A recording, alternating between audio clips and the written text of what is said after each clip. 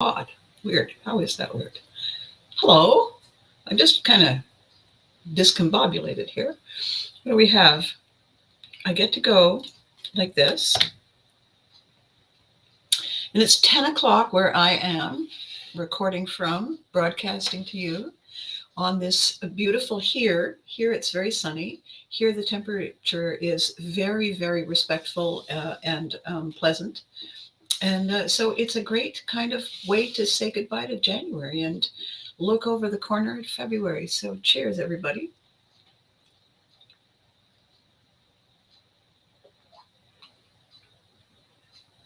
Hmm. So for those of you who are just joining us for the first time, you meant to click on something else and you're here and you're wondering why this woman is sitting in front of the mom dress and and what are those Care Bears pictures of, and oh my gosh, where did she get those shoes? I'm Abby Hagyard, and for a long time I was dancing in and out of people's hearts and minds, either as a Care Bear or as a mom on You Can't Do That on Television. And behind and beneath and in front of and to the offside, I was doing all kinds of other things. I was helping people tell their stories. I was helping people navigate their path. I was helping people get from where they were to where they wanted to be. And so, because that is how you make a living in show business, you're never really going to be doing one thing. It's always a sort of a soup or a stew of all kinds of tasks. And when, as often happens in show business, a show comes to an end because it has lived its life, you then have to move on to something else. And if you're not prepared for it, if you're not ready, if you really have convinced yourself that this particular moment in time is going to last forever, then it's staggeringly scary.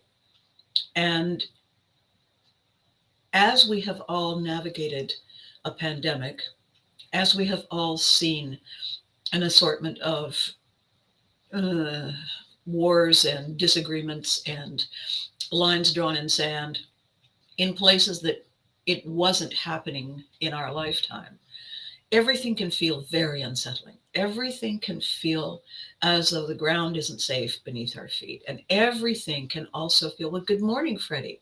How wonderful to see you. Um, Everything can feel uncertain. And so my job, my goal, my project in this kind of time is to basically be your mom. Not your real mom.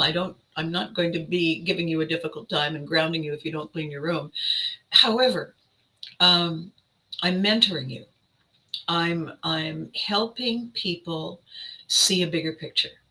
And the reason I feel I can do that is not because I it's not because I played that mom on that show. Oh, it's because I'm a military brat. I'm a survivor of being a military brat. I've lived in a lot of places around the world, and I have been dropped and drop kicked into and out of so many different cultures and so many different social norms and so many different ways of life without really a parachute or a safety net. So, what I became fairly good at a fairly early age was getting a sense of where I was, of profiling people's expectations, and then doing my best to fall into place, to adopt and adapt and apply the rules that everybody else around me has always known. Oh well, that's what how we always do it, except that I just got here 15 minutes ago, and I don't know where my house is. So whatever it was you've been doing forever is brand new to me. And so my goal has always been to figure out what that looks like and which parts of it suit me, and then kind of walk around like I meant to do that. And every so often it has worked. And because it has worked, I've practiced and I've polished it. And now, how I'm very helpful to people is to help them get their bearings. My ancestors were Vikings, and the thing about getting your bearings is you can't figure out where you're going if you don't know where you are, right? You can't figure out where you need to turn or stop or back up if you have no idea where you are in relation to where you need to be. And that's what I became good at. I became good at that methodology of figuring out who you are, where you are, what you think you want, and then helping you plot your course. That's what I have always done for me. It's what I've always done for my clients. It's what I've always done in developing characters and concepts and books and stories. And it's what I'm doing now for people who are, well, they're chief executive officers of their lives. They're chief decision makers. They're moms and dads, and they're doctors, and they're soldiers, and they're people who have a lot of burdens on their shoulders, and maybe not the emotional and mental and physical resources to step up, to put their socks on in the morning and face the front. And what they kind of need is not a motivational pep talk. What they need is a reset. They need to remember why they came. They need to reevaluate that early first decision and decide that might have been why they came. It's not why they're staying. They're staying because they can't remember where they parked the car. And so I'm helping people get that sorted out. Because when we sort that out, everything else feels doable. But when we feel discombobulated and off balance and lost, we're like toddlers in a big department store, and we suddenly realize we can't see mom, we can't find dad, and the whole world comes crashing down around us, and we revert to that tiny, terrified small person.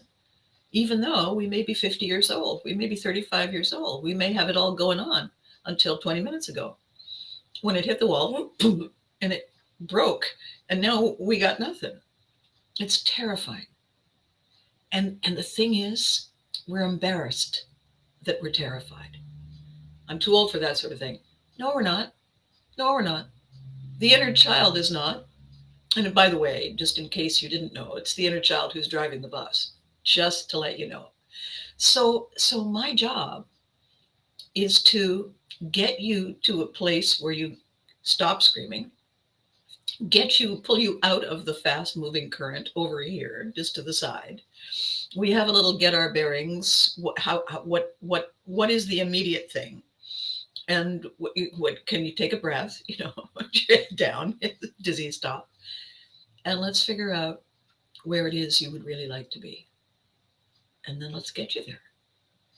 So I'm a navigator, as were my ancestors.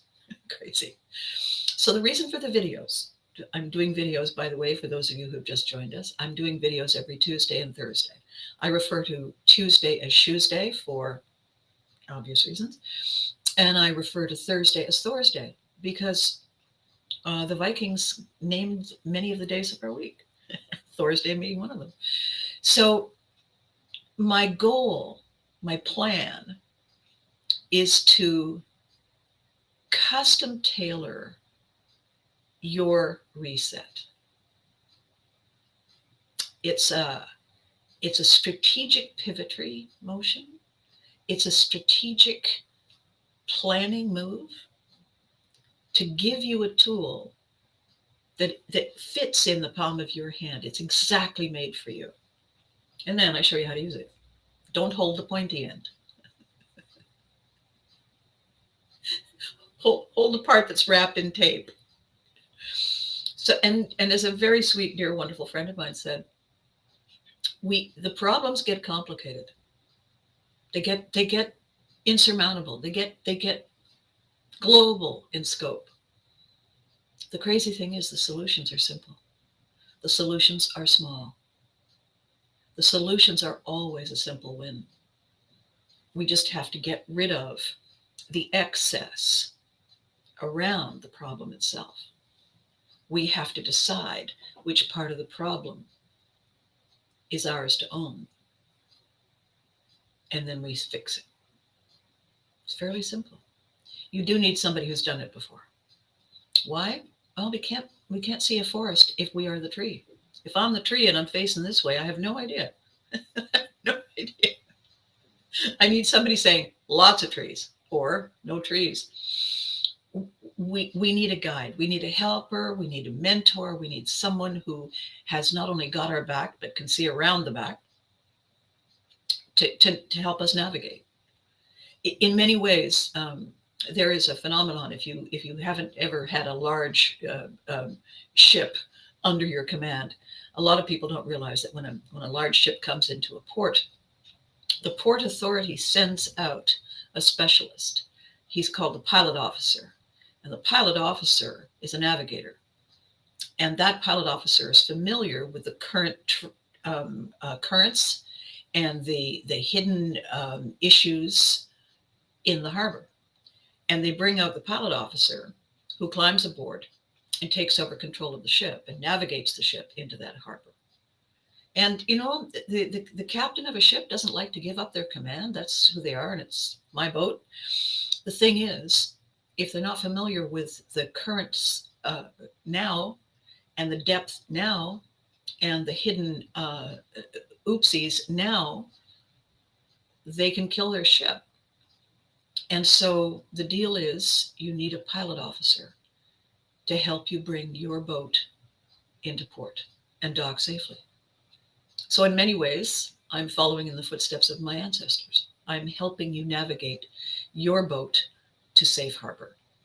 And by the way, help you discuss what repairs you need and why you need them, because you have a very clear idea of where you want to be going.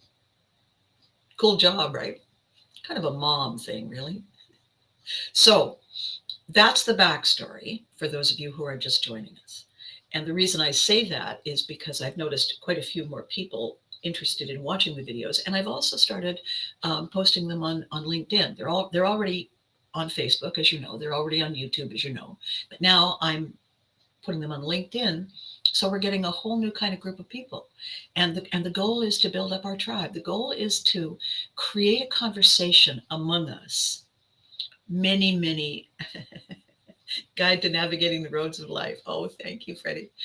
My goal is to have us all chiming in on a conversation that is about maximizing every step of this journey that we're on.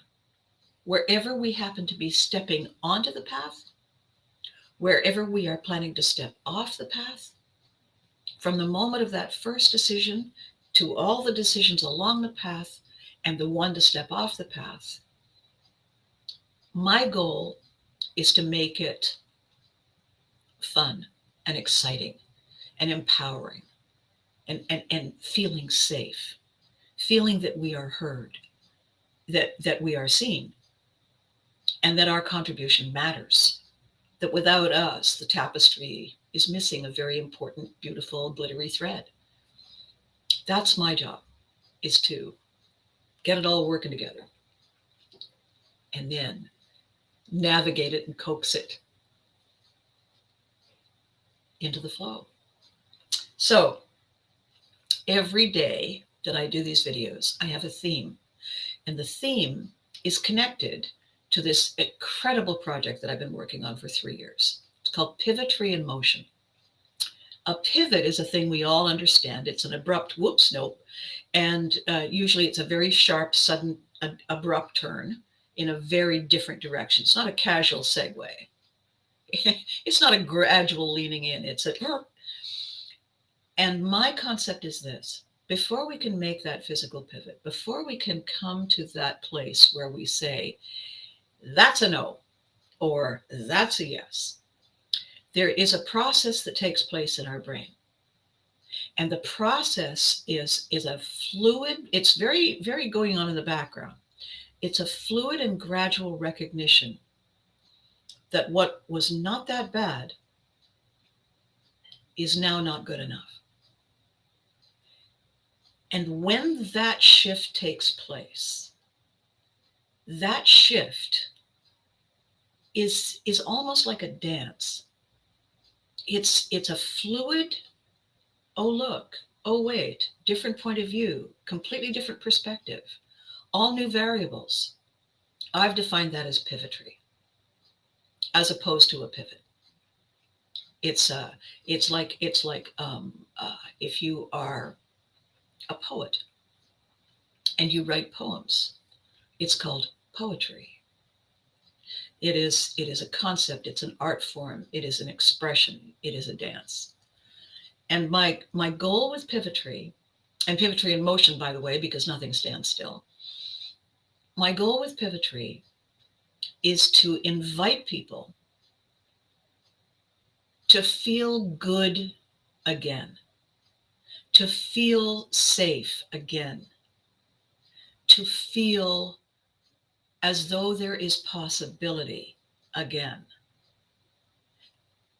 to feel that the thing that scared them no longer has the power to do that again.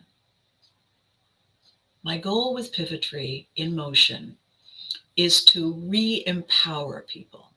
I can't power you. That's your choice. That's your decision. That's your line in the sand.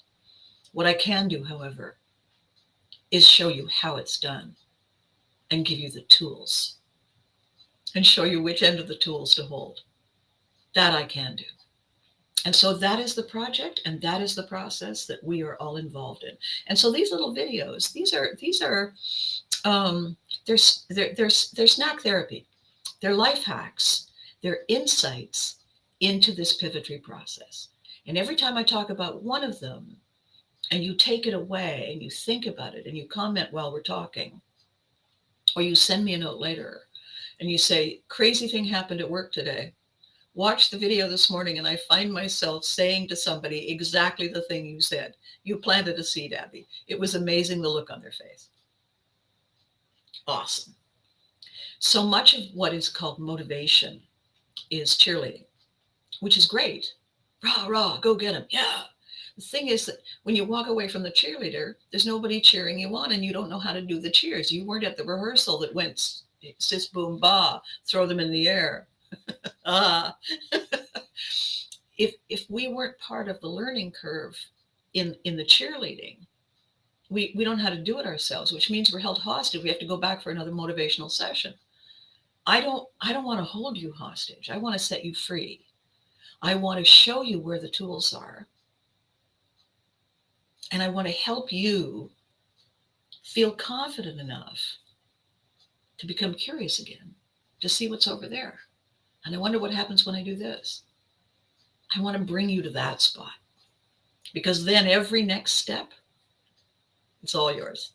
You own it. You can walk around saying, as opposed to saying, I'd like to thank Abby.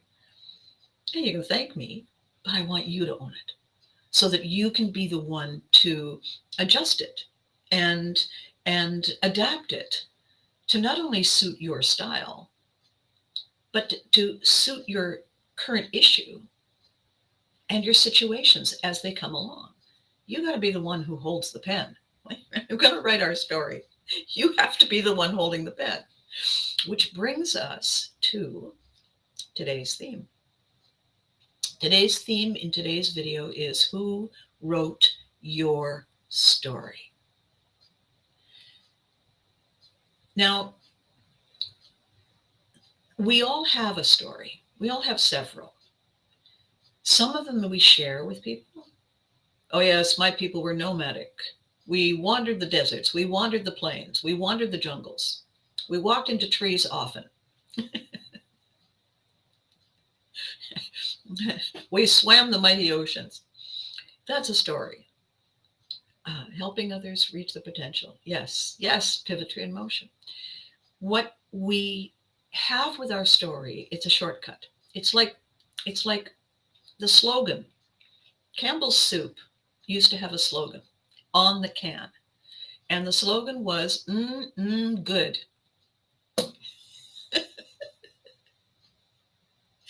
And when the first time I read that, I thought, I hope they paid whoever thought that up a lot of money.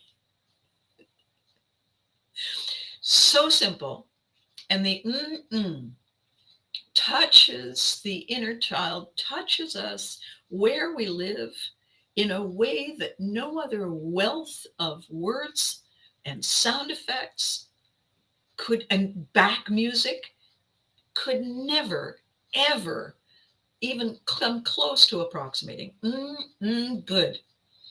Minute you read that, you can remember the last time somebody made you a warm and comforting and delicious bowl of soup. And in that moment, that's where you want to be. And that's why instead of buying the 1 can, you buy 11.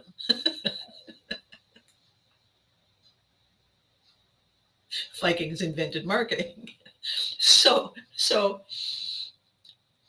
who wrote that story?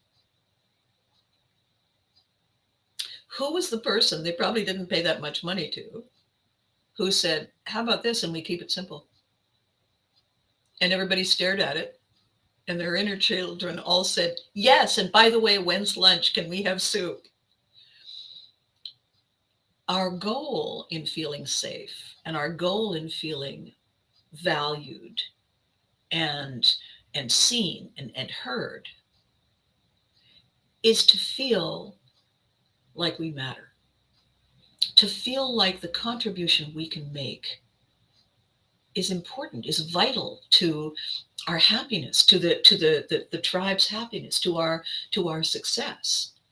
We need to feel like we're part of something, because that is our history.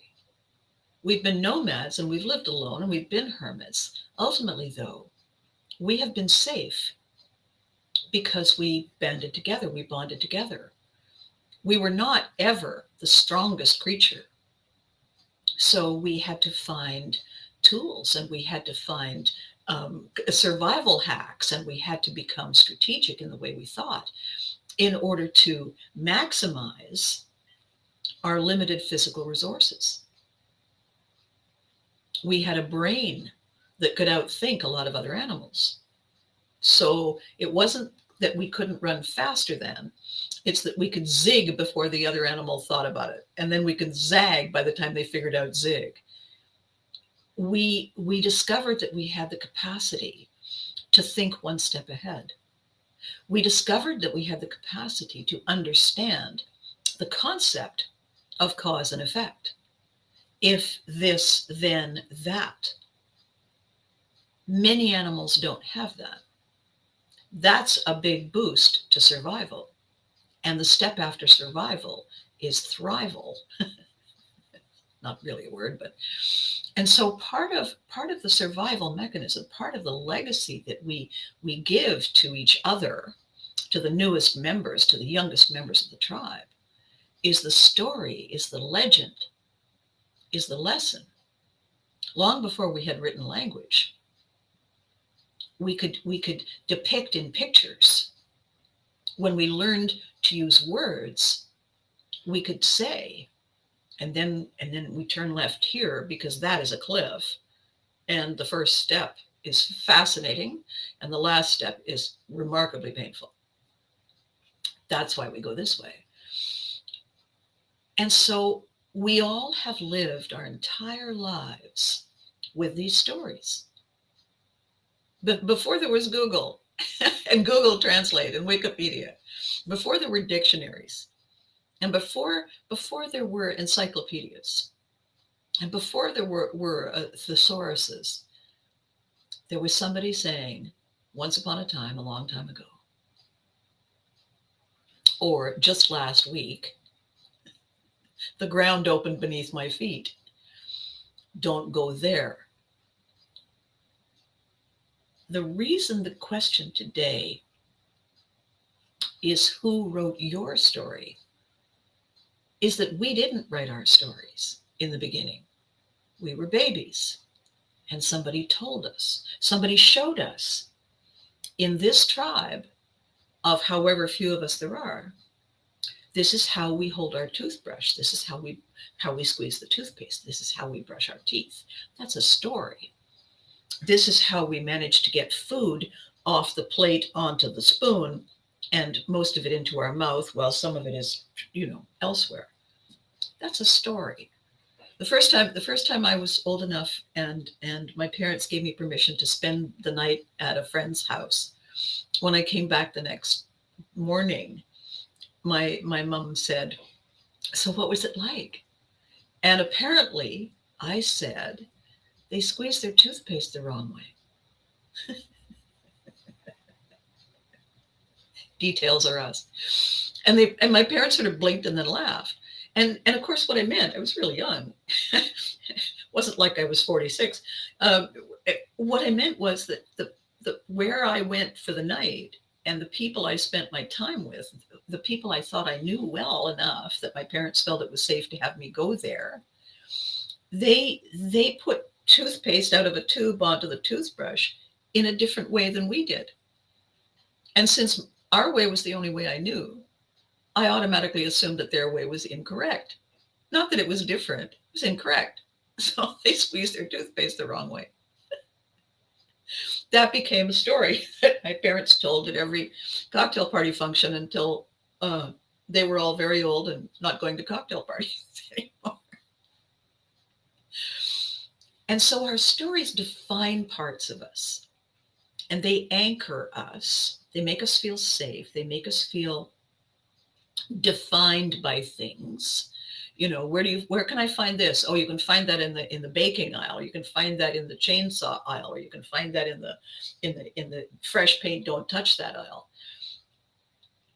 A label, a story helps us understand where we fit in the most easily.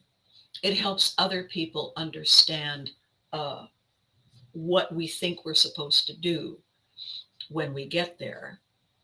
It gives everybody a way to have a common shared conversation as a shortcut, as a quick and easy get to know you.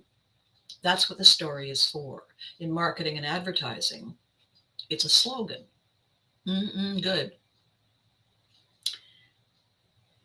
It becomes a catchphrase, just say no. It becomes a song that people sing, an anthem. We are the world. We are the children. It brings us together in a common cause. That's why stories are so valuable. It's why they're so important. And it's also why we have to pay attention to the stories, because the story remains the story. We are continually growing and changing, aren't we? When I was a little kid, people used to ask me, grown-ups would come to our house for a party or something and say, "Well, Abby, what do you want to be when you grow up?" I had no idea. Not a clue. I was really working hard on right now. Now was the focus. We just moved. I don't know where anything is. Don't anybody do anything sudden. So what I got in the habit of saying, because the first time I said it, everybody laughed really hard. Good sign. So I kept saying it, not ad nauseum, but anytime anybody asked the question. And the question, "So what do you want to be when you grow up?" My answer, taller. As I got more clever with it, taller, and maybe wearing a different outfit, because taller than it wouldn't fit. People would just, something wrong with it.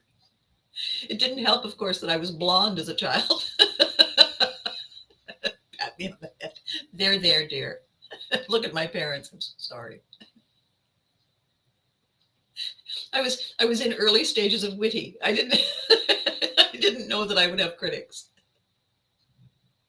So the thing about that story was that the story didn't become Abby's going to be taller when she grows up, because that doesn't make any sense. The story became, "Oh my God, ask Abby a question. Wait for the answer. You're not gonna believe what she comes up with." That became the story, and that was a seed. That was a seed that made me say, I may be onto something. I'm not quite sure what it is, but I know I've got hold of one end of it. Let's see what happens when I keep on following along and see what comes up. So my story was throw it at a wall and see if it sticks. Because I didn't really have time for a lot of planning because we might be moving again.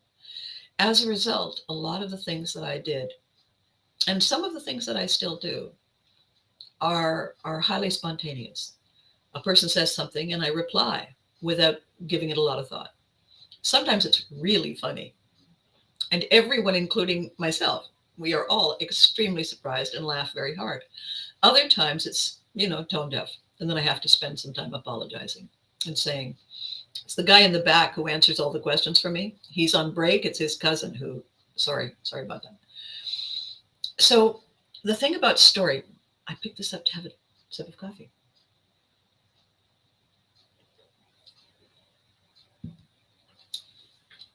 The serious thing about good morning, Charles. Good morning. I'm glad you had some sleep. The thing that's important about asking the question, who wrote our story, is this. We're told a story. We learn a thing from the story. And therefore, the story has value. And so we keep telling it. The story defines us. The story gives us context. I am this close to that tree. We always cross at this corner to go over there. It gives us a GPS. It gives us permission to belong to things. It puts us in a position of feeling safe because we are surrounded by something familiar. We are surrounded by a story that has been told many times. And therefore, within that story, we are okay, we are familiar, we are safe, we are recognized, we have value. The story defines the tribe. The story defines people like us do things like this or that, or we don't. And that helps us. That's our shortcut. That's our, as I said, our GPS, our map. If we look at the letters of the word map and we say, what if it's a master action plan? What if the map is the big picture? And what if, when we look at this big picture, we can see where we are, we can see where we want to be, we can see all of the options that are available to us, and it gives us the power and the freedom to make choices. Do we want the direct route? Do we want the scenic route? Do we want a route that takes us into a big city so that we can sightsee or spend the night or get something to eat? Do we want to go on a country path and explore? That's what a map does. Does it become a master action plan? Does the map become the story of the journey? Do we now, thanks to technology, have a global positioning system that we can ask the question and it answers us based on the question? Who is telling us that story? If you don't have your GPS updated and you say, I want to go to the corner of 4th and Main, and you head off down the road and it's saying, turn left in 40 meters, turn left in 300 yards. And there's a great yawning hole in the middle of the road because the GPS hasn't updated to say, avoid the sinkhole at all costs.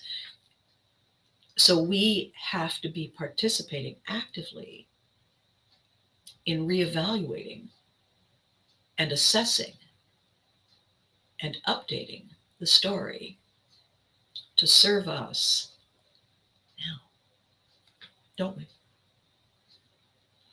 So the question, who wrote your story, is not who to blame. It's not to not take ownership. I don't know. Was just following orders. It's not that.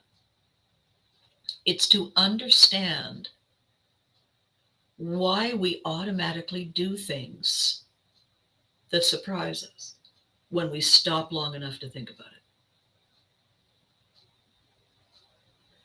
because so much of what we do, we're doing on autopilot. Oh, Charles, I'm so sorry.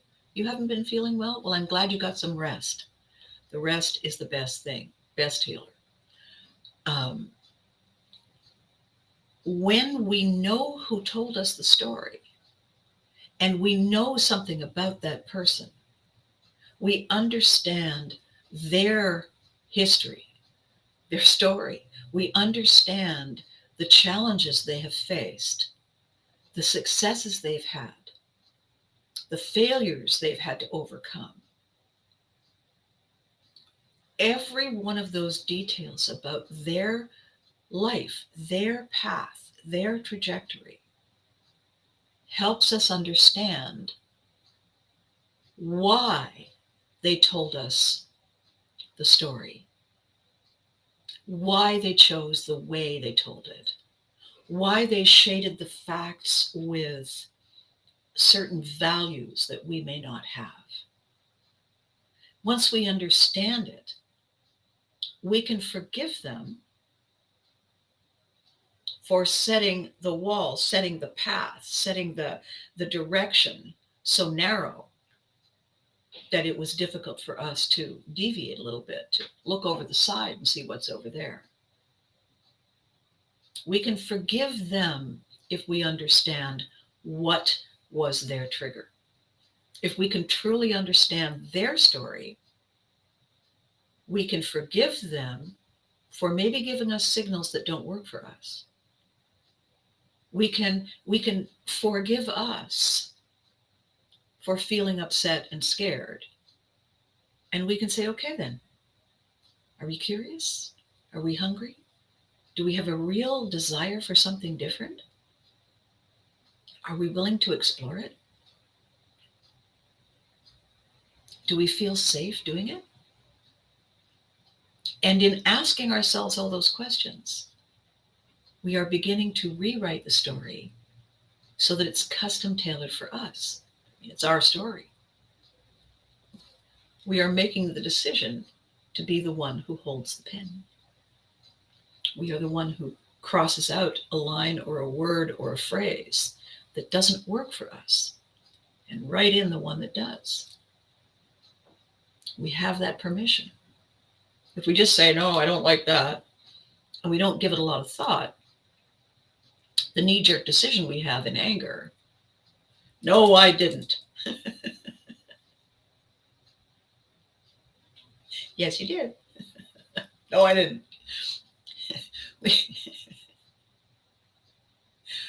We give ourselves the tools and the power and the freedom and the excitement when we hold the magic pen, when we decide to rewrite the story. So who wrote it tells us why we keep doing this thing that doesn't work for us. And a reason that this is very important to understand is that, okay, I'm going to give you an example. I know someone who has a business, and the business is very exciting because it sets people on their career paths. And the people who come to get that advice, the people who come to get those tools, to learn how to use those tools in order to get outfitted and ready and trained and resilient and flexible and toned,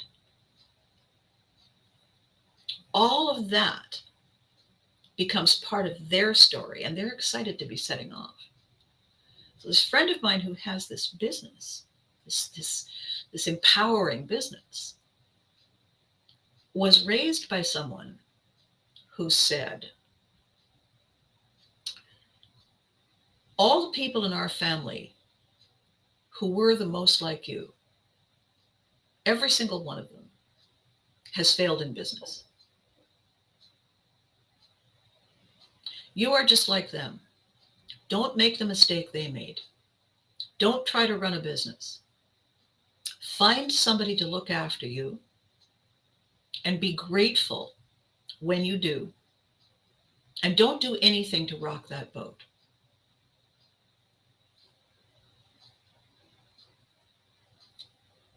Clearly, the person who told that story got it wrong. Clearly, the person who told that story had no idea who they were talking to. Clearly, the person who told that story was not trying to handicap someone who was in their care. They were doing their best to keep them safe. They were doing their best to help them avoid pain and suffering and embarrassment and loss. They wanted more than anything for this person to have an easy life. What was wrong in telling the story, in telling it that way? They didn't read the room. They didn't properly profile this person. Because of all the people in that family, this person was so perfectly suited to do this work, so crafted from the universe to excel at that job. You couldn't have done it better if you'd sat down with an architect and an engineer and a blueprint. This person is so fitted for that work, that career, that purpose, that path. And the challenge they have faced, that they have coped with their whole lives without realizing it, without really fully seeing it or hearing it or sensing it, was they were told from a very early age that they were destined to fail. And they thought that was their story. And in spite of that nugget planted, that seed planted, in spite of their automatic, without even realizing it, tendency to say, well, not that I could ever, they then proceed to do exactly that. They then proceed to be amazing. And part of them, the pragmatic front of the brain knows it because the business is doing well. There are crowds of people who rave about the business. The proof is there. The sensible, intelligent cause and effect logical part of the brain says, yes, that's working. Let's keep doing that. But the subconscious brain, the emotional brain, the one that was told from birth, no. Be very afraid of that. You will fail. If you fail, you will die. You will be a failure. You will be lost. You will be kicked to the curb. You will bad, negative, fear, toxic. And so this person who has this extraordinary gift, who is so brilliant, spends every single moment of every one of those triumphant experiences convinced that it's a blind fluke accident, that they have succeeded in spite of themselves. Oh, I have no idea. My God, I can't believe, so lucky. No idea how that, I can't possibly. They literally are blind. They have been blinded because the story of their life that was written for them, that they have memorized, was created by someone who had no idea who they were talking about, no idea who they were talking to. What they were doing was they're doing their best to keep this person safe from self-harm. And their decision that this was probable was based on all kinds of other details. And they did not do sufficient work to see if those details were in any way, shape, or form connected to this person. They made the decision, they came to the conclusion, and they told that story.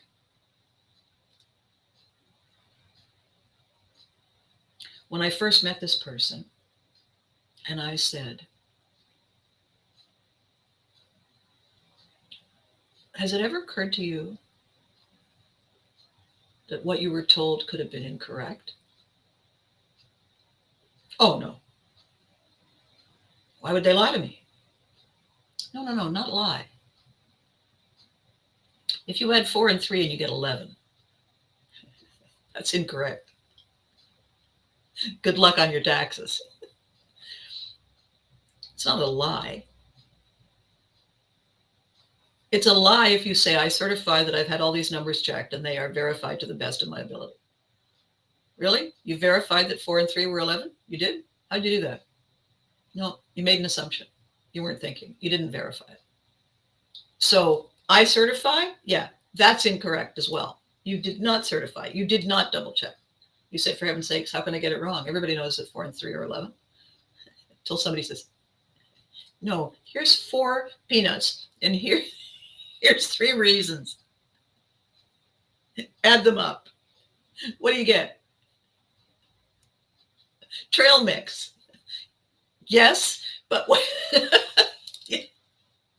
Yes, but what do you get?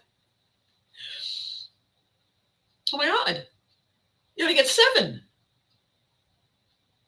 It can't be right. Is that? Oh my God.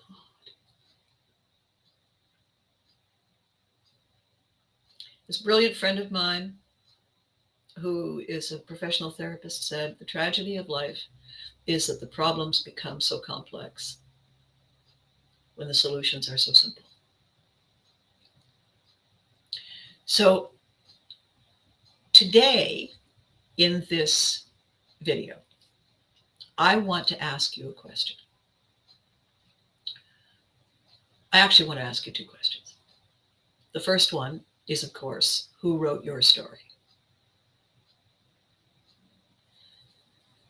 And you need to think about that. And you need to think about the idea of, you don't need to think about it. It would be a good idea to think about it if you want to change the way things are going, if the way things are going are complicated, because everything should be quite simple. If you know who wrote your story, you do still want to double check, because maybe they didn't start the story. Maybe they were repeating a story that they had been told. And they never bothered to verify that they were sharing it correctly with the appropriate person. They just heard the story and then they passed it along. So you want to check who told you the story, who wrote that story for you, who put together the logical if-then in that story that has become your map, your GPS. And the second question is, in what way is the story not working for you? Which parts of the story? I write my own story. Roses going out of concrete. Yes. Oh my goodness. That's right. That's right. Roses can never grow out of concrete. Really? Well, what's that over there? Shh. Don't talk back to your mother. Okay, but there's a rose over there. So, who wrote the story? How long have you heard that story? When did you first hear it? Is it possible that they didn't mean you? Is it possible they were talking to themselves and you happened to be standing in front of them and you assumed that they meant you? If they did mean you, and they wanted to protect you. Were you ever able to find out what they were afraid of hurting you? Was it something that was a genuine threat to you, or was it something that had been a threat to them?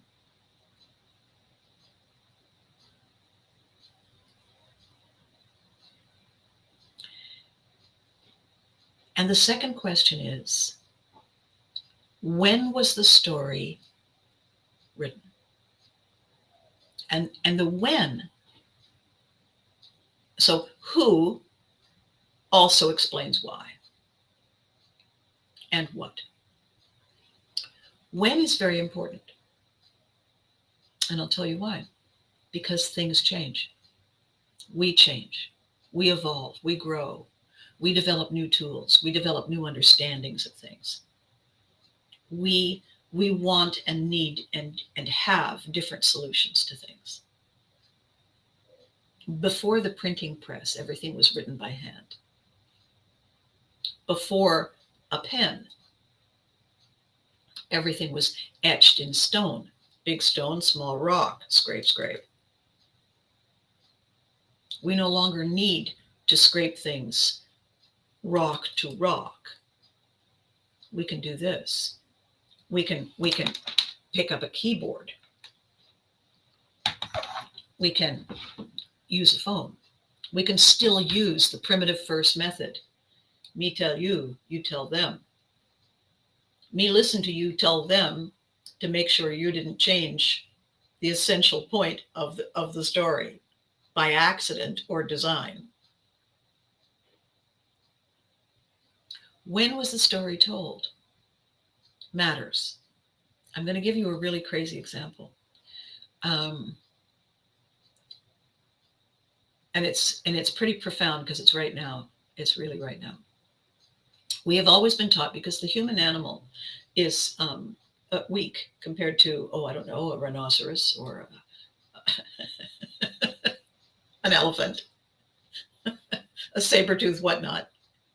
The human is not only fairly feeble compared to those, but also naked, really. So, good, armor, weapons, clothing, shoes, socks, all that stuff. And so what we need to understand is what we need now, what is true now, and then we need to update the story. How we update the story is based on who we are, not who we were, who we are, and how we are growing, how we are showing our curiosity and interest and skill as those things are evolving. Because the story should reflect and support what is true in the moment. So the example is this. Safety in numbers, dear. Safety in numbers. If you have enough hunters and the lion turns on you, if we have enough good hunters with good weapons, together you can be saved from the lion. Good to know. Safety in numbers. Don't walk down a dark street in a tough part of town alone. Always walk with several friends. Do not go alone into that dark place. You do not know what is dangerous, and if there are more of you, you have a chance of helping each other and staying safe. Good to know. Safety in numbers. A viral airborne pandemic in which an illness we had not seen before is transmitted in droplets through the air. Well, a droplet, So what would be safe then would be distance. What would be safe then would be covering parts of us that can absorb the droplets, washing our hands to not carry the droplets with us if they accidentally fell on us, washing things to keep us safe. And safety in numbers in close proximity, probably fairly dangerous. What do we do? What do we do? Well, don't do that. Okay, so I won't go out. You won't go out. Well, you have to go out. No, I don't. No, I don't. No, I don't. I'll stay home. I don't trust anybody now. Safety, it's not safe in numbers. They're all there. They could kill me. So, but you have to go out. No, I don't. I can stay home. Okay, but you have to go and get food. No, I don't. I can order it on the phone. I can order it on my computer. You have to go to school. No, I don't. I can work from home. I can study from home. What about the job? They don't need to see me in person. We can do a picture thing. And then as with all diseases, as the tide ebbs and the disease is dealt with, is eradicated, because if it can't keep attaching itself to a new person, it doesn't continue to live. It needs a host. The disease is no longer active. Okay, it's safe in numbers again. Yeah? I don't trust you. Oh, really?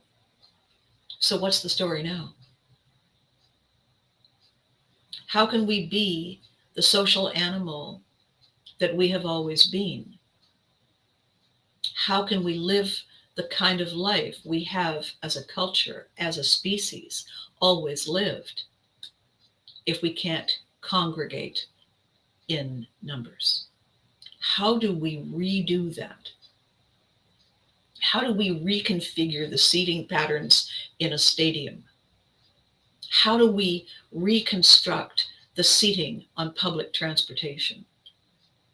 What do we do with the places we go to congregate, to discuss how we're going to fix the roads in our city and how we're going to believe and pray and hope together, and how are we going to gather our food, and how are we going to repair the things that are broken if we have always done them together? How do we rethink that whole thing? Oh, well, step one, we update the story. We evaluate exactly if it was always this and then it got to be that. It doesn't mean we have to go to always that again. It means we can go to another space. It means we can go to another spot on the trajectory. In a pendulum, in the laws of physics, for every action, there's an equal and opposite reaction. Okay, but if you just leave the pendulum that is swinging like this, it gradually swings in a smaller and smaller arc until it reaches the settling point. Correct? That's a story. So the question today is who wrote your story? When and why? Because the question that matters the most is, how do I make sure the story works for me now? How do I police what is going on now?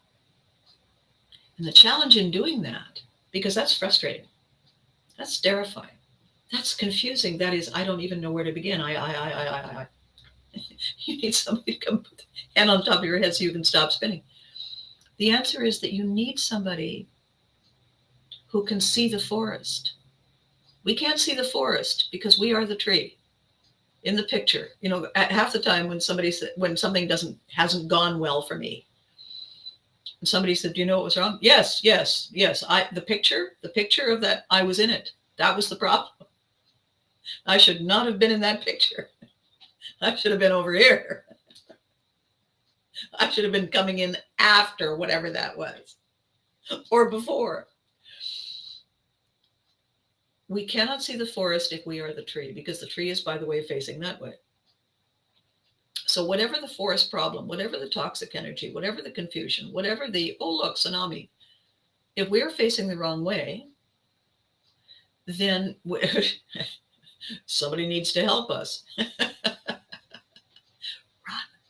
Somebody needs to duck. Somebody needs to give us the instruction that is going to be the most helpful in the moment. Somebody we trust who has proven that they do this well. Not just any random fool off the street. Someone with expertise. Someone who cares. Someone who takes the time. Someone who listens. We need that. We all need that. Even when we learn how. I went to a tennis camp once. And I'd been playing tennis ever since I was old enough and tall enough so that I could hold the racket, because my parents were crazy mad tennis players. And the person running the clinic said, okay, I'd like to start at the very beginning just to make sure we're all in the same, court. He picked up the racket this way, holding it here. So there's the and then this. He said, okay, step one. He turned the racket so that the this part was facing this way. And he said, never hold the racket by that end.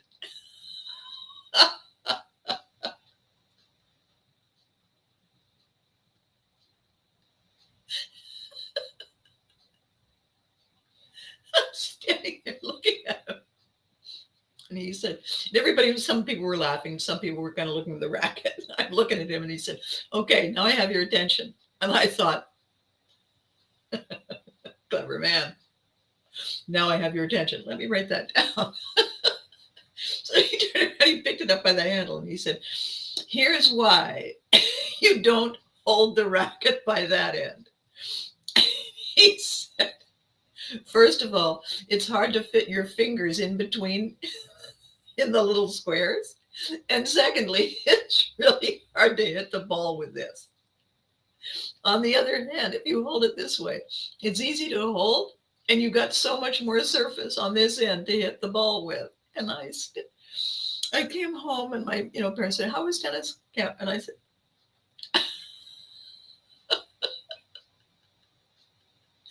I told them the story. My parents howling with laughter. And my dad said, there's a story you'll never forget. And he was right. He was right in a way that I'm not sure. I can never be sure, of course. He was right in a way that was bigger than how to hold a tennis racket. When he said, there's a story you'll never forget, what I never forgot was the method, was the strategy and the delivery, because that has shaped my entire career, my entire life. Every single contact, communication, plan, strategy, workshop, you name it, I have applied that man's teaching method. Get their attention, show them the most obvious, clear thing, and start there. Assume nothing. Everybody knows which end of the racket to hold. No, start there. Why? Because it's funny, it's profoundly intelligent, and it's unforgettable. What more could you want from a mentor? What more could you want from a life lesson? That it was funny, gave us permission to drop our defenses, that we laughed, put us in a positive place, a state of mind, a readiness, that it was unforgettable, meant that it has become a forever lesson, and that it was very wise in its purpose. Do it easy, don't do it hard, meant that we could apply it to many, many things over time. the wisest teacher I ever knew. And I have learned that lesson well. So back to the business of the story. Who wrote your story?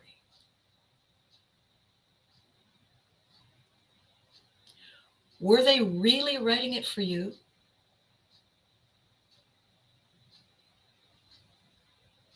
Was it the first story? And so we always remember our first anything? Have we ever stopped and reevaluated the relevance of the story? Do we forgive the story because of the person who told it to us? If it's our story, we are allowed to do all those things. We are allowed to stop and write the story down. It doesn't really matter who told it to us. If you say to yourself, this story is so wrong, how could they do that to me? They didn't do it to you. They did it. They did it for their reasons, at their time, in the world as they knew it, for the best good for you. Did it work? Was it relevant? Did it serve? No? Okay. They tried. We can forgive them, and we can say, now then, let's have a look at that story. Let's see what we can do about it to make it work for us. Let's see what we can do to adapt it to the current challenge. Let's see what we can do to open-end it a little bit, to make it better constructed, so that as I grow, I can shift that story so that the story serves me as a cautionary tale, as a set of instructions, and as a map of our infinite possibility. So the question that started the video today, who wrote your story? The better question now, the important question now, is who is writing it now? Who holds the pen? That is entirely your choice. That is the freedom you have to choose. Who is scripting you? Do you need a better editor? Okay, that's the thing for today. That's the important question and answer for today. If this, then that. Okay, well, if we have that, then what about this? And what about that? It was a two-step today. I hope you think about it. I hope you think about it in a cool and great and wonderful day. And I hope you pick up whatever it is you use to write your stuff down with, however you do it. I hope you grab a notebook, and I hope you write down the question, who wrote my story? What is my story? Who wrote it? What were they thinking? How do I feel about it? How would I write the story if I had the pen? Oh, wait, I do. Alrighty then. That's the homework. And it's fun because it's for you. In order to do self-care, we have to be self-aware. Now I've opened a window. Now I've shed some light on something confusing. This brilliant friend of mine who has this business, the contradiction that friend of mine faces every day is the deep, deep, deep subconscious belief that no matter what, if I do it, it will fail. And the contradiction is every single day, in every single way, every step is a success. That's confusing.